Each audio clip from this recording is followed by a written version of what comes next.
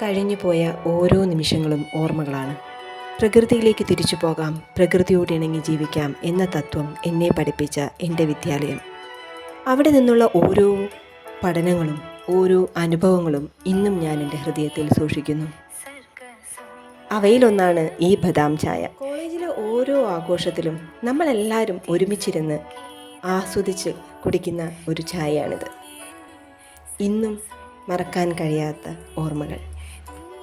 10 മുതൽ 15 ബദാം 6 മുതൽ 8 മണിക്കൂർ വരെ വെള്ളത്തിൽ കുതിർത്ത് വയ്ക്കുക. ഇത് ബദാമിലെ ഫൈറ്റിക് ആസിഡ് കുറയ്ക്കുകയും ശരീരത്തിൽ കൂടുതൽ ലഭിക്കുവാൻ സഹായിക്കുകയും ചെയ്യുന്നു.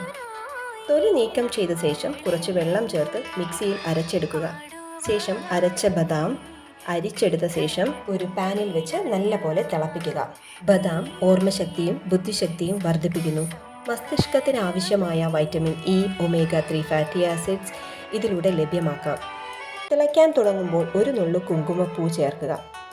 സാഫ്രോൺ അതിൻ്റെ പ്രകൃതിദത്ത ആൻറ്റി ഓക്സിഡൻസ് കൊണ്ട് മനോഹരമായ നിറവും സുഗന്ധവും നൽകുന്നു.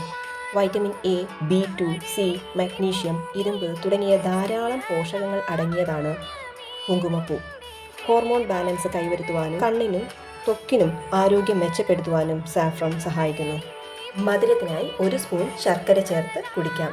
കുട്ടികൾക്ക് കൊടുക്കുമ്പോൾ തണുത്തതിന് ശേഷം 1 സ്പൂൺ തേൻ ചേർത്ത് കൊടുക്കാവുന്നതാണ്. ഇത് ഹിരണ്യപാനീയം എന്ന പേരിലും അറിയപ്പെടുന്നു. അതായത് സ്വർണ്ണ സമാനമായ ഔഷധം. മസ്റ്റായിട്ടും ട്രൈ ചെയ്ത് നോക്കുക. Stay healthy. Thank you.